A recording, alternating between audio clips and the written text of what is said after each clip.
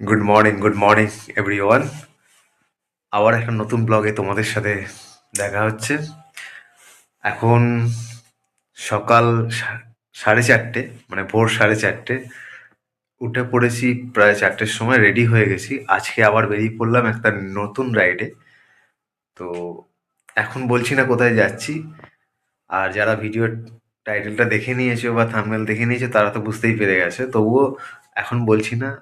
আহ, বেরিয়ে পড়ি, তারপর তোমাদের সাথে রাস্তায় কথা হচ্ছে। তো আজকে হচ্ছে রবিবার, আর আজকে তারিখ হচ্ছে 7ই ডিসেম্বর 2025। চলো দেখা হচ্ছে। রাইডটা খুব বড় নয়, তবে খুব মজা হবে, অ্যাডভেঞ্চার হবে। চলো দেখা হচ্ছে। Good morning everyone, welcome back to another video. আবার আজকে বেরিয়ে পড়লাম একটা নতুন রাইডে। তো রাইডটা হতে চলেছে, আজকে যাচ্ছি আমরা পূর্ণভূমি, কামারপুকুর ও জয়রামবাটি। ঠাকুর রামকৃষ্ণর টানে আবার আমরা বেরিয়ে পড়লাম কামারপুকুর এবং জয়রামবাটির উদ্দেশ্যে। তো সকালের দিকে আমরা একটু ভিডিও করতে পারিনি, কুয়াশা প্রচণ্ড ছিল। তো আমরা সিঙ্গুর কামারকুণ্ডু পেরিয়ে এসে এখন আমরা পৌঁছে গেছি মালিয়াতে। তো মালিয়া ক্রস করছি। মালিয়া ক্রস করার পরই আমরা নালিকুল হয়ে তারকেশ্বর হয়ে আমরা যাব হচ্ছে চাপাডাঙ্গা হয়ে আরামবাগ রোডটা হয়ে গোঘাট কানেক্ট করব। তো এইভাবে আমরা যাব, এটা আমাদের রুট প্ল্যান। তো তোমরা যারা 2 চাকা অথবা 4 চাকা নিয়ে আসতে চাও, তো তারা কি রুটে আসবে সেই রুটটা একটু বলে দিই। যদি তোমরা কলকাতা থেকে কানেক্ট করো, তাহলে ডানকুনি হয়ে তেলিয়ার মোড় হয়ে বারুইপুর হয়ে আসতে পারো, অথবা শিয়াখালা হয়ে খেজুরিয়া হয়ে তোমরা চাপাডাঙ্গা, তোমার যেখান দিয়ে আসো চাপাডাঙ্গা ক্রস করে আরামবাগ রোডটা ধরে তোমরা গোঘাটকে কানেক্ট করে যেতে পারো। তো অনেক দিন পর তোমাদের সাথে আবার কথা হচ্ছে। তো তোমরা কেমন আছো? আশা করি ভালোই আছো। তো আমরা এখন যাচ্ছি, তোমাদের তো বলেই দিলাম, কামারপুকুর জয়রামবাটি। এবং রাস্তাটা এখানে কিন্তু খুব সুন্দর রাস্তা আছে।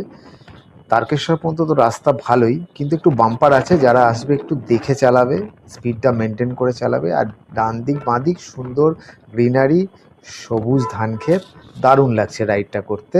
আর সকালে কিন্তু ঠান্ডা আছে প্রচুর, আজকে দারুণ ওয়েদার রয়েছে, আমাদের কিন্তু দারুণ লাগছে। আর এই ব্লগটার মাধ্যমে কিন্তু আমরা সমস্ত কিছু ইনফরমেশান শেয়ার করব, কিভাবে যাচ্ছি, রাস্তায় কি ঘটছে এবং কতক্ষণ সময় লাগছে, ওখানে গিয়ে কি কি করতে হবে বা কি প্রসিডিওর আছে, কিভাবে ঢুকতে হয়, কিভাবে কুপন কাটতে হয় বা কিভাবে ভোগ খেতে হয়, সমস্ত কিছু ইনফরমেশান এই ভিডিওতে থাকবে। তো তোমরা পুরো ভিডিওটা দেখতে থাকো এবং একটু লাইক করো, শেয়ার করে দিও প্রচুর প্রচুর। আর নতুন হলে একটু সাবস্ক্রাইব করে পাশে থেকো। তো ভিডিওটা দেখতে থাকো, এটা খুবই ইন্টারেস্টিং এবং খুবই কিন্তু অ্যাডভেঞ্চার হতে চলেছে। তো আমরা বলতে বলতে প্রায় তারকেশ্বরের কাছাকাছি পৌঁছেই গেছি। আর একটা কথা তোমাদের সাথে শেয়ার করতে চাই, যারা ট্রেনে করে আসতে চাইছো তারা ট্রেনে করেও সুন্দর আসতে পারো, কিন্তু খুব সকালে ট্রেনটা ধরতে হবে। সকালে একদম 4:22-এ হাওড়া গোঘাট লোকাল আছে হাওড়া স্টেশন থেকে, সেখান থেকে ধরে তোমরা শেওড়াফুলি হয়ে গোঘাটে পৌঁছে যাবে প্রায় 7টার মধ্যে। ওখান থেকে তোমরা টোটো বা অটো করে ডাইরেক্ট কামারপুকুরে পৌঁছে যেতে পারো, এই রুট আছে। আর যারা আমাদের চুঁচুড়া ব্যান্ডেল থেকে আসছো, তাদের শেওড়াফুলিতে নেবে। শেওড়াফুলিতে ওই ট্রেনটিই পাবে, 5টা 3 বা 5-এ ঢুকবে সম্ভবত। তো ওই ট্রেনটা ধরে তোমরা 7টার সময় গোঘাটে নেমে যাবে। ওখান থেকে একই প্রসিডিওর, টোটো বা অটো করে তোমরা সুন্দরভাবে চলে যেতে পারবে, বেশি রাস্তা ওখান থেকে নয়। আর এখনও পর্যন্ত যদি ভিডিওটা ভালো লাগে তাহলে একটু লাইক করে দিও এবং প্রচুর প্রচুর শেয়ার করে দিও। আর নতুন হলে একটু সাবস্ক্রাইব করে পাশে থেকো। তো রাস্তা কিন্তু এখনও পর্যন্ত ভালোই পাচ্ছি, আর সুন্দর ওয়েদারটাও রয়েছে, ঠান্ডা আছে কিন্তু রোদও উঠে গেছে। আর আমাদের একটু দেরিও হয়ে গেছে, এই দাঁড়াতে দাঁড়াতে যাচ্ছি, অনেক জায়গায় দাঁড়িয়েছি, ঠান্ডায় খুব বেশি জোরে চালাতেও পারছি না। কিন্তু এখনও পর্যন্ত রাস্তা ঠিকঠাকই পেয়েছি, একটু বাম্পার আছে। প্রায় তারকেশ্বরের কাছাকাছি এসেই গেছি, তারকেশ্বরের পর থেকে চাপাডাঙ্গা হয়ে আমরা বেরিয়ে যাব। তো চলো দেখো, কন্টিনিউ করো, ব্লগটা দেখতে থাকো। আর এই রাইডটার মধ্যে কিন্তু আমাদের 3টে নদী কিন্তু পেরিয়ে যেতে হবে। একটা হচ্ছে দামোদর নদী, তারপরে পড়বে মুন্ডেশ্বরী নদী, তারপরে কিন্তু দ্বারকেশ্বর নদ। এই 3টে নদী আমাদের পেরিয়ে কিন্তু যেতে হবে। তো আমরা প্রায় তারকেশ্বরের কাছাকাছি চলেই এসেছি। আর এখন কিন্তু ঘড়ির কাঁটা বলছে প্রায় 7:30 বেজে গেছে, কারণ আমাদের একটু দেরি হয়ে গেছে, আমরা একটু দাঁড়ালাম। একটু চা ফা খেলাম এখানে, তো সেই কারণে একটু সময় লেগে গেল। আর আমরা একটু ঠান্ডার জন্য আস্তে আস্তেই যাচ্ছি। এই দেখো তারকেশ্বর পেরিয়ে গেলাম, এই যে তারকেশ্বর রেল ক্রসিং চলে এসছে, এই ক্রসিং আমরা পেরিয়ে যাচ্ছি। পেরিয়ে যাওয়ার পরেই কিন্তু আমরা সামনে চাপাডাঙ্গা মোড়টা পেয়ে যাব। তো দেখো আমরা কিভাবে যাচ্ছি, ব্লগটা কন্টিনিউ করো। এখানে রাস্তা খুব একটা ভালো আমি বলবো না, কিন্তু তারকেশ্বর অব্দি রাস্তা মোটামুটি ভালো পেয়েছি, কিন্তু একটু বাম্পার ছিল, তো বাম্পারগুলো দেখে আসতে হবে। আর রোদ উঠে গেছে, আর সুন্দর সুন্দর লাগছে কিন্তু রাইডটা করতে। আর সকালেই ঠান্ডায় রাইড করতে জমে যাচ্ছে একদম। আর আমরা বাড়ি থেকে বেরিয়ে কিন্তু প্রায় এখনো পর্যন্ত 52 কিলোমিটার রাইড করে ফেলেছি। ঠান্ডার জন্য একটু আস্তে যাচ্ছি, আর রাস্তায় যত সকাল হচ্ছে, যত বেলা সামনের দিকে এগোচ্ছে, রাস্তায় কিন্তু ভিড় বাড়ছে। আর এই রাস্তা দিয়ে লরি টরিও যায় এবং বাসও যায়, এবং প্রচুর কনজাস্টেড জায়গা এই জায়গাটা, এখানটা আমরা পেরিয়ে যাচ্ছি। আর ঠান্ডা কিন্তু দারুণ রয়েছে, এই ঠান্ডার জন্য কিন্তু গাড়ি বেশি জোরে চালাতে পারছি না। তো আমাদের মোটামুটি কামারপুকুর পৌঁছতে পুরোপুরি রাইড করতে হবে 95 থেকে 100 কিলোমিটার পর্যন্ত।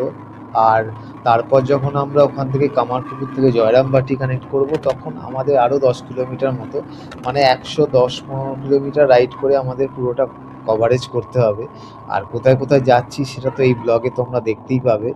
তো এখনও পর্যন্ত ঠিকঠাক এসছি, কোনো অসুবিধা হয়নি। রাস্তা একটু কনজাস্টেড পাবে এখানে, কেন তারকেশ্বরের পরে এখানে আরামবাগ কানেক্ট করবে। তো দেখো কিভাবে যাচ্ছি, দারুণ লাগছে কিন্তু সকাল সকাল বেরিয়ে পড়ে কিন্তু রাইডটা কিন্তু একদম জমে গেছে, আর দারুণ লাগছে। এবং ঠান্ডা লাগছে, প্রচুর ঠান্ডা লাগছে, ঠান্ডা বিশেষ করে লাগছে কিন্তু পাটা বিশেষ করে ঠান্ডা লাগছে, কেন পায়ে প্যান্ট পরে আছে। এই দেখো বলতে বলতেই কিন্তু আমরা কিন্তু চাপাডাঙ্গা মোড়ে চলে এলাম।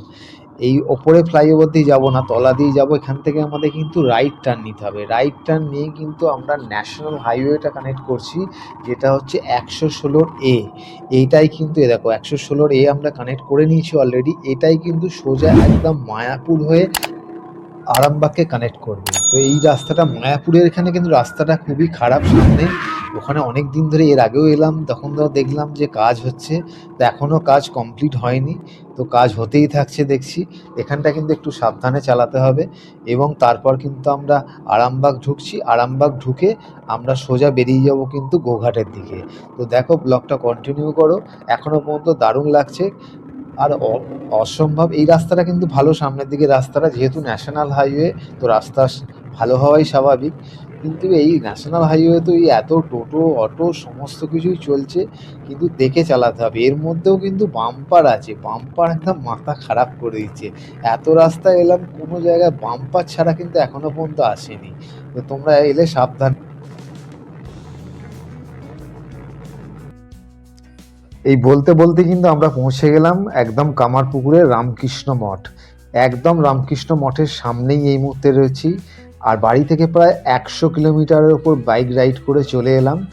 আর এখানে এসেই কিন্তু আমরা ভেতরে ঢুকলাম, কিন্তু ভেতরে ছবি তোলা নিষেধ আছে, তাই ভেতরের সব ছবি তোমাদের হয়তো দেখাতে পারছি না, কিন্তু আমি তোমাদের পুরো ইনস্ট্রাকশানটা দিয়ে দিচ্ছি। এই যে এই রাস্তাটা ডান দিকে দেখছো, এই রাস্তা দিয়ে এলাম, এই ডান দিকে কিন্তু পার্কিং আছে সুন্দর, তোমরা ওখানে গাড়ি রাখতে পারবে, কোনো অসুবিধা হবে না।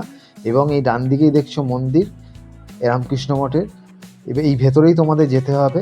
বাঁদিকে এই ভেতরের এই সোজা গেট দিয়ে ঢুকে কিন্তু বাঁদিকে গেলে তোমরা মেন মন্দির পাবে, আর ডান দিকে গেলে কিন্তু তোমরা যে অফিস ঘর আছে সেই অফিস ঘর পাবে। এবং জায়গাটা খুব অসম্ভব সুন্দর, প্রচুর গাছপালা আছে, দারুণ লাগছে। তোমরা শুধু 1836 খ্রিস্টাব্দে 17ই ফেব্রুয়ারি ঠাকুর জন্মগ্রহণ করেছিলেন এই কুঁড়েঘরেই কামারপুকুরে। তো সেটাই তোমাদের সামনে এখন দেখাচ্ছি, এবং জায়গাটা অসম্ভব সুন্দর। এর পরবর্তী সময় 1951 সালে রামকৃষ্ণ মিশনের সন্ন্যাসীরা এই রামকৃষ্ণ মঠের প্রতিষ্ঠা করেন, এবং তারপর থেকেই এই কামারপুকুর রামকৃষ্ণ মঠ নামে পরিচিতি লাভ করে। এবং জায়গাটা কিন্তু অসাধারণ, অসম্ভব সুন্দর জায়গা। এবং এখানে কিন্তু তোমাদের ঠাকুরের দর্শনটাও করাচ্ছি। এখানে কিন্তু ছবি তোলা নিষেধ, তোমরা ছবি তুললে কিন্তু দেখে তুলো। এবং জায়গাটা খুব সুন্দর, দারুণ লাগছে, দারুণ। আর এই হচ্ছে শিব মন্দির। এই শিব মন্দির কিন্তু ঠাকুরের পিতা ক্ষুদিরাম চট্টোপাধ্যায় নিজে হাতেই তৈরি করেছিলেন এবং তিনি কিন্তু এখানে পুজো করতেন। মন্দিরটাও কিন্তু অসাধারণ সুন্দর। এখানে একটি আম গাছ আছে যেটা ঠাকুর নিজে হাতে লাগিয়েছেন। সেই ছবিটা হয়তো তোমাদের সাথে শেয়ার করতে পারলাম না, সেটা তোমরা দেখে নিও।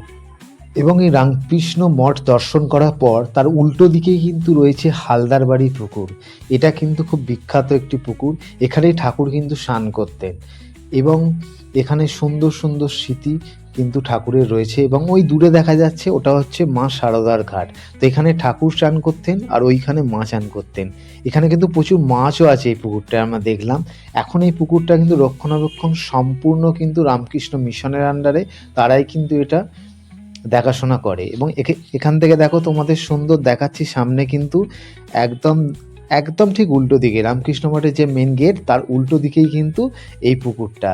এই রামকৃষ্ণ মঠ দেখে আমরা এই পুকুরটাও কিন্তু দেখলাম এবং জায়গাটা খুব এত শান্ত, এত স্নিগ্ধ, খুব সুন্দর লাগলো। আপনি যদি এখানে বসে থাকেন দারুণ লাগবে, জায়গাটা অসাধারণ। আর এখানে ভোগ খাবারও সুন্দর ব্যবস্থা আছে। 9:30 থেকে 11টার মধ্যে ভোগের কুপন কিন্তু কেটে নিতে হবে, সেটা তোমরা অফিস ঘর থেকেই কাটতে পারবে। এখানে তোমাদের রামকৃষ্ণ মঠের খোলা বন্ধের সময়সূচিটাও তোমাদের সাথে শেয়ার করলাম।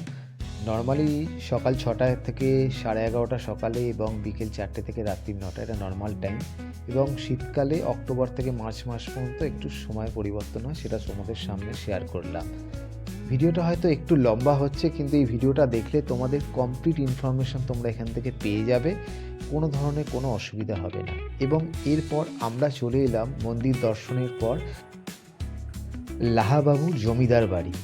এই লাহাবাবু মানে ধর্মদাস লাহা, এই জমিদারই ছিলেন তখনকার দিনে এবং তারই এই যে বাড়ি, সেই বাড়িতে আমরা চলে এলাম। এখানে একটা সুন্দর বিষ্ণু মন্দির আছে, সেটাও তোমাদের দেখাবো।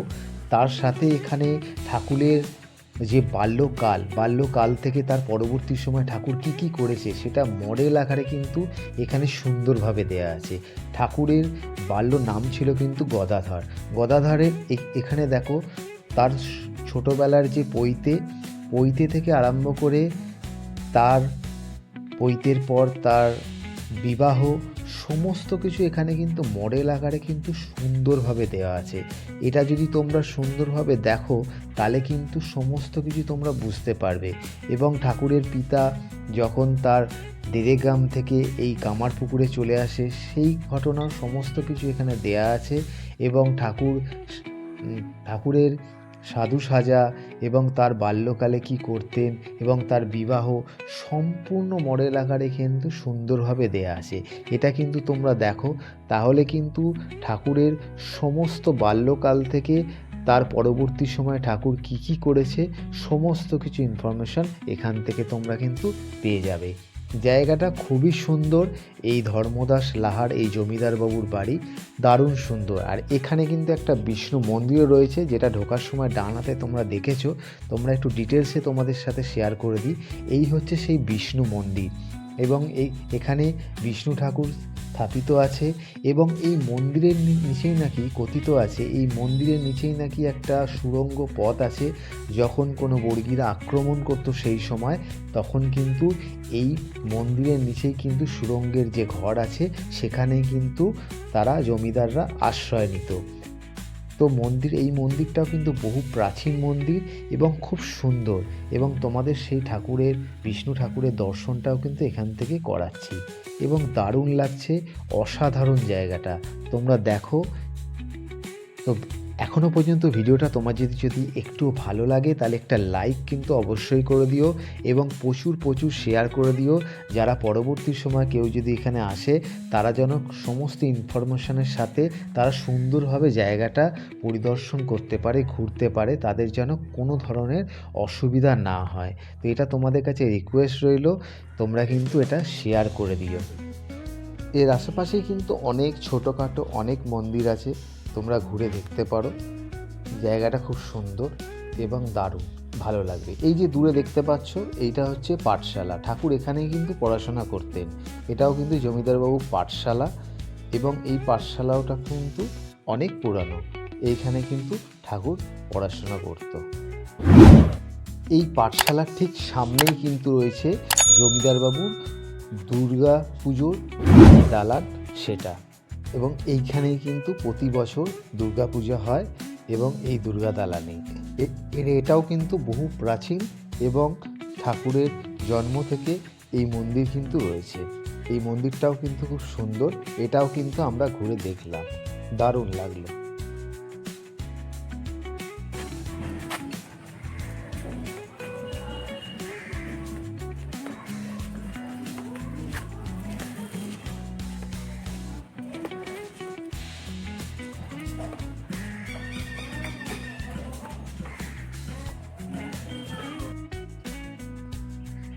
এরপরেই আমরা চলে এলাম ঠাকুর রামকৃষ্ণ নাট্য স্মৃতিমঞ্চ। এটা হচ্ছে পাইন কুঠিরও বলা হয়। এখানে ঠাকুর শোনা যায় নাকি ঠাকুর শিব সেদে এখানেই নাচত। এই জায়গাটাও কিন্তু খুব সুন্দর, দারুণ, সেটাও কিন্তু তোমাদের সাথে শেয়ার করলাম। এরপর চলে এলাম আমরা গোপেশ্বর শিব মন্দির। এটাও কিন্তু খুব প্রাচীন একটা মন্দির। এটাও কিন্তু এই রামকৃষ্ণ মঠের আশেপাশেই রয়েছে, যেখানে তোমরা লাহাবাবুর জমিদার বাবুর বাড়ি দেখলে, বিষ্ণু মন্দির দেখলে, তার আশেপাশেই তোমরা পেয়ে যাবে। এটাও একটা বহু প্রাচীন শিব মন্দির, খুব সুন্দর। এরপরেই চলে এলাম আমরা ভবতারিণী মায়ের মন্দির। এটাও কিন্তু ঠিক এর পাশেই, একটুখানি ওয়াকিং ডিস্টেন্স, তোমরা হেঁটেই কিন্তু দেখতে পারো। এরপর আমরা চলে এলাম ধনিকামারিণী মায়ের মন্দির। এটাও কিন্তু অতি প্রাচীন মন্দির, এখানেও আমরা ঘুরলাম। এই মন্দিরটাও খুব সুন্দর। তো তোমরা এর পাশেই পেয়ে যাবে, ভবতারিণী মন্দির মায়ের পাশেই এই মন্দিরটা রয়েছে, এটাও তোমরা দেখে নিতে পারো। এবং এই যে সাইডে যে এতগুলো মন্দির, তোমরা একটা টোটো ভাড়া করেও দেখে নিতে পারো, পায়ে হেঁটেও দেখে নিতে পারো। এরপর আমরা চলে এলাম দয়াল সত্যপীঠ। এটাও একটা সুন্দর মন্দির, এটাও তোমরা দেখে নিতে পারো। এগুলো সবই আশেপাশেরই রয়েছে, পরপর মন্দিরগুলো খুব সুন্দর, দারুণ লাগলো। তো তোমরা আসলে এই মন্দির, এইসব মন্দির দেখার পর আমরা চলে এলাম কিন্তু ভোগ খেতে। ভোগ কিন্তু 11:30টার পর থেকেই খাওয়া শুরু হয়ে যায়। এখানে সুন্দর ভোগ, নিরামিষি খাবার এবং দারুণ দারুণ দারুণভাবে সুন্দরভাবে এখানে ভাত, সবজি, একটা সোয়াবিনের তরকারি, ডাল, চাটনি, মিষ্টি, পায়েস, সমস্ত কিছুই তোমরা পাবে এখানে। কিন্তু